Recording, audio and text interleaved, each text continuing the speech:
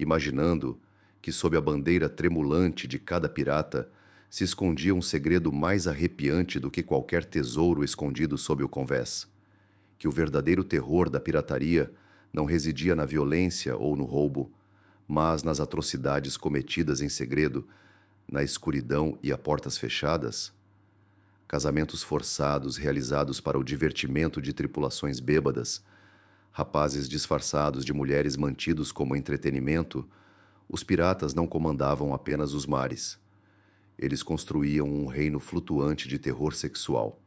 Não eram crimes casuais, eram rituais, costumes, símbolos de poder gravados na pele humana. E o aspecto mais apavorante: algumas dessas práticas eram tão abomináveis que foram apagadas da história até hoje. O ano era 1661. Um navio mercante, com destino a Lisboa, foi apreendido por piratas na costa da Barbária. Entre os cativos estava uma nobre de 19 anos, com apenas uma semana de casamento. Seu marido foi executado assim que os piratas invadiram o navio, morto a tiros e descartado como lixo. No entanto, ela foi poupada não por gentileza, mas por um motivo diferente. Os piratas a arrastaram para o convés, rasgando seu vestido branco de seda e amarrando-a, descalça e parcialmente vestida, ao mastro principal, à vista de todos.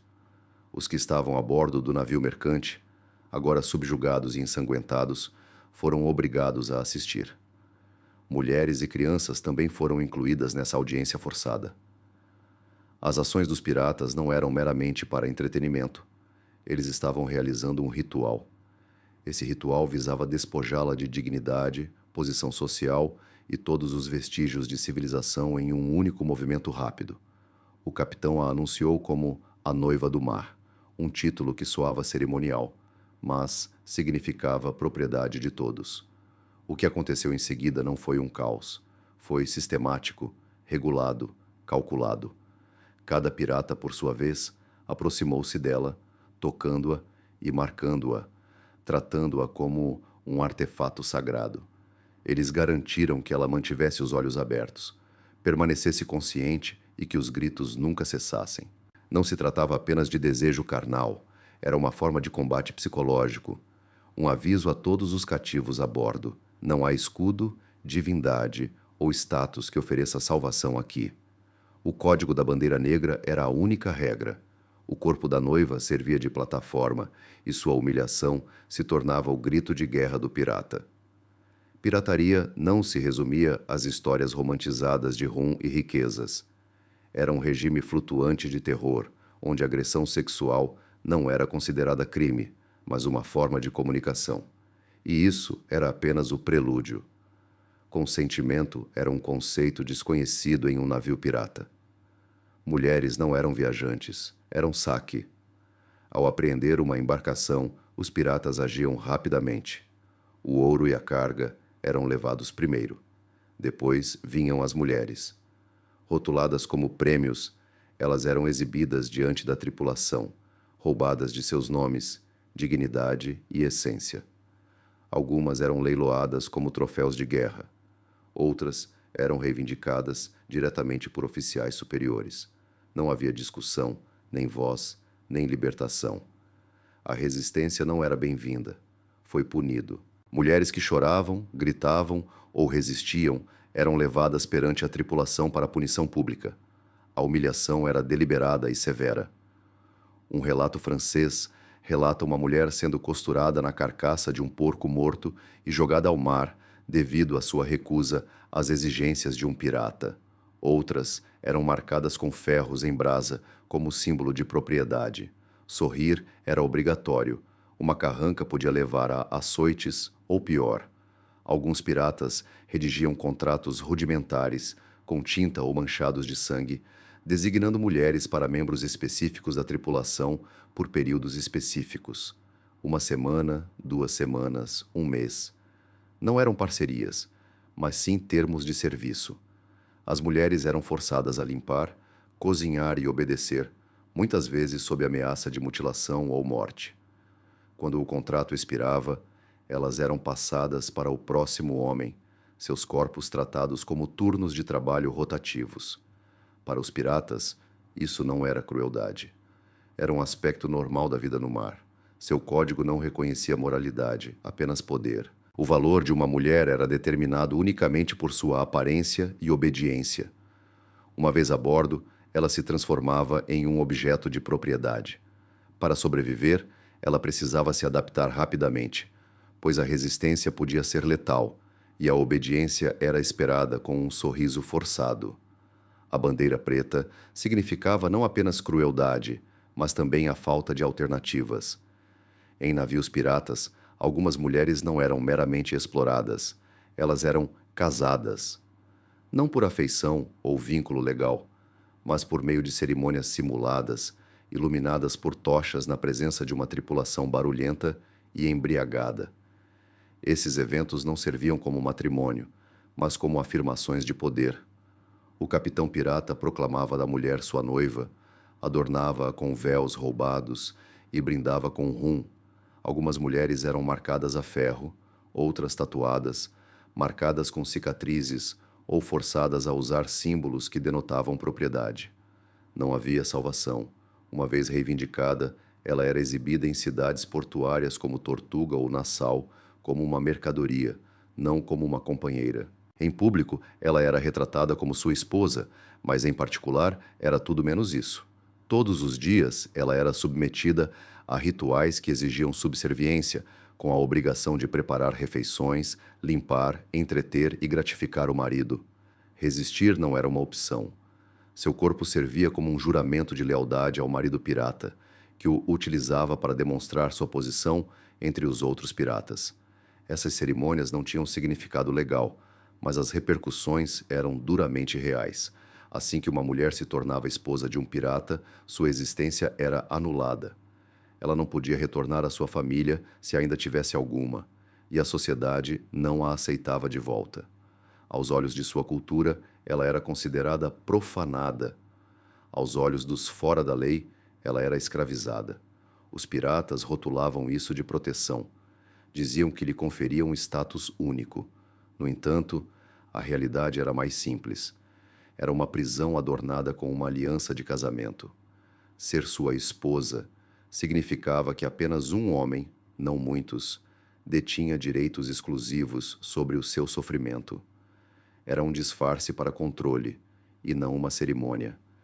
E para as mulheres forçadas a esses papéis, não era matrimônio, era escravidão disfarçada de casamento. Uma prisão perpétua, sem uma saída clara. Embora os piratas sejam conhecidos como foras da lei, bêbados na história, por trás da fachada de rebelião existe uma realidade perturbadora, sombria demais para a maioria das histórias. Meninos, capturados durante ataques ou sequestrados de cidades costeiras, eram frequentemente usados não como prisioneiros, mas como brinquedos. Sendo pequenos, fracos e facilmente manipuláveis, eles se tornavam alvos. Esses meninos eram designados como camareiros, um termo que disfarçava a verdade. Suas funções incluíam servir refeições, limpar alojamentos e entregar mensagens. No entanto, além das portas trancadas e sob os convéses barulhentos, suas responsabilidades se estendiam ainda mais. Muitos foram gradualmente condicionados, recebendo comida extra, atenção, falsos elogios, até o momento em que a ilusão se desfez e o abuso começou. Alguns piratas optaram pela brutalidade direta. Os meninos eram obrigados a se vestir como mulheres. Seus cabelos eram penteados de forma feminina e seus nomes alterados. Os códigos de pirataria predominantes nos mares do Caribe e da África Ocidental referiam-se a meninos mantidos por prazer. Esse eufemismo mascarava uma exploração sistemática. Em certos casos, esses meninos eram trocados entre tripulantes ou reservados para oficiais como uma diversão macabra. Não havia salvação, nenhuma testemunha ocular, ninguém para dar voz à sua situação, e esse silêncio não era coincidência, era imposto. Meninos que se rebelavam eram punidos, descartados ou desfigurados. Os sobreviventes logo perceberam que obediência significava vida e silêncio significava segurança. Alguns suportaram essa existência por anos, amadurecendo no mesmo sistema que os havia consumido. Esse capítulo sombrio da pirataria permaneceu oculto por séculos. Restam apenas vestígios esparsos, em transcrições de tribunais, em confissões abafadas antes de execuções, nas páginas assombrosas de diários de bordo de navios abandonados. Poucos historiadores ousaram reconhecê-lo, menos ainda se aprofundaram em seu estudo, mas a verdade persiste, perdurando. Piratas não se limitavam a pilhar cidades. Eles arruinavam a inocência, e para cada mapa do tesouro descoberto, jaziam incontáveis vidas roubadas nas sombras. Os convéses dos navios piratas não ostentavam monarcas, nem coroas, mas detinham poder, um poder frequentemente imposto não por ouro ou status, mas pela violência e coerção. Nessas embarcações flutuantes, o domínio transcendia a liderança de ataques e a distribuição de saques. Era definido por quem podia exercer o controle, particularmente sexualmente. A hierarquia era clara. Os fortes caçavam, os fracos obedeciam. O capitão, o intendente e os principais invasores não se limitavam a governar o navio. Eles possuíam os corpos de sua tripulação, incluindo cativos e patentes inferiores. O consentimento não era um luxo, mas uma exigência. A obediência não era opcional, era obrigatória. Um sorriso podia significar salvação, uma recusa podia significar a morte. A submissão tornou-se uma forma de moeda. Um marinheiro que sobrevivesse a abusos poderia ser poupado do trabalho. Um cativo resistente ao seu tormento poderia esperar uma punição mais severa. Resistir a qualquer sinal de desafio, recusar-se a se ajoelhar ou desafiar um pirata superior podia resultar em penalidades severas. Mutilações, espancamentos ou ser jogado ao mar sem cerimônia durante a noite para nunca mais ser mencionado. Não havia leis nem proteções.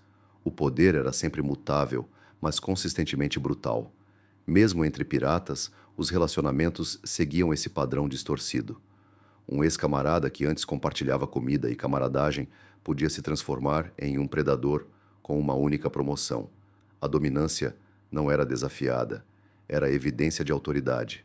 E quem detinha o poder não o abria mão facilmente. Não eram atos apaixonados, mas demonstrações de poder destinadas a quebrar espíritos, testar lealdades e estabelecer a ordem em um mundo no mar sem fronteiras. O navio funcionava como uma prisão e o sexo servia como punição. Mesmo aqueles que sobreviviam fisicamente eram deixados vazios, desprovidos de dignidade, autonomia e confiança. Em terra, as pessoas governavam sob leis, mas em alto mar, sob a bandeira negra, o poder era tomado pela violência e garantido pelo silêncio. O navio não era apenas um meio de transporte, era uma estrutura social gravada em carne humana. Anne Bonny e Mary Read são frequentemente retratadas como figuras românticas, mulheres que vestiam roupas masculinas, lutavam ferozmente e navegavam sob a bandeira negra. No entanto, suas histórias reais revelam uma realidade muito mais sombria. Elas não buscavam apenas aventura, lutavam para existir em um mundo que considerava as mulheres como mercadorias, não como iguais. Em navios piratas, o corpo de uma mulher servia como moeda, alvo e arma. Muitas tinham que dominar a arte de flertar, enganar e manipular para sobreviver. Disse que Anne Bonny dormiu com vários homens em seu navio não por afeição, mas por vantagem. Mary Read se disfarçava de homem para escapar da violência sexual, revelando sua identidade apenas quando era benéfico. A sedução não era sobre prazer, era sobre proteção. Essas mulheres navegavam por um caminho precário. Se recusassem a participar do jogo, corriam o risco de estupro ou morte. Se jogassem com muita habilidade, tornavam-se peças em disputas de poder maiores. Alguns exploraram sua sexualidade para ascender na hierarquia, transformando predadores em protetores. Outros exploravam prisioneiros temerosos ou humilhavam adversários, usando a mesma arma contra eles, às vezes ultrapassando todos os limites. Há relatos de piratas infligindo tormento sexual, orquestrando ataques, ridicularizando vítimas e até mesmo decidindo quais cativos seriam poupados ou maltratados. Nem sempre eram vítimas. Às vezes, tornavam-se implementadoras do próprio sistema que antes buscava sua destruição. Em terra, suas vozes eram suprimidas. No mar, adaptavam-se. Mas o preço era alto. Cada sorriso e arrogância escondia uma história de sobrevivência, encharcada de sangue, mentira e tragédia. Anne Bonny certa vez declarou: se você tivesse lutado como um homem, não seria enforcado como um cachorro. No entanto, a verdadeira batalha não acontecia no convés com uma espada. Era nos cantos sombrios de um navio, onde o poder era trocado por carne. A justiça pirata era rápida, brutal e muitas vezes teatral. Quando a retribuição era necessária, apenas espancar ou matar era insuficiente. A intenção era degradar e aniquilar, visando não apenas o físico, mas também o espírito. Nada desmantelava um homem mais rapidamente do que ser humilhado e brutalizado publicamente, enquanto o riso ecoava por toda parte.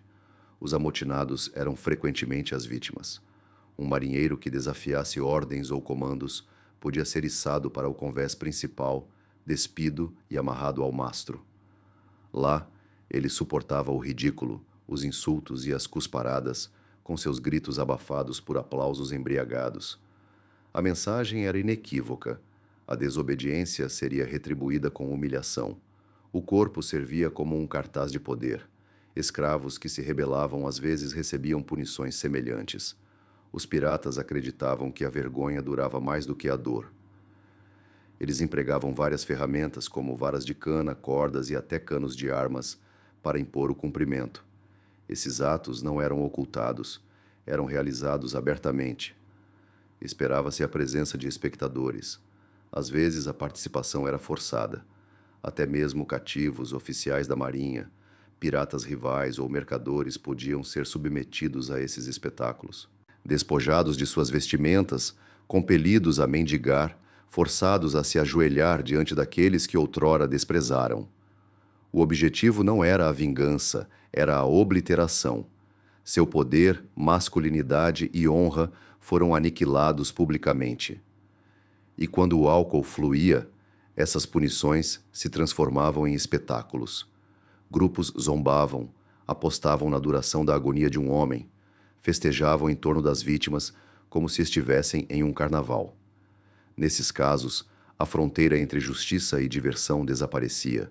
Não eram ocorrências únicas, eram rituais.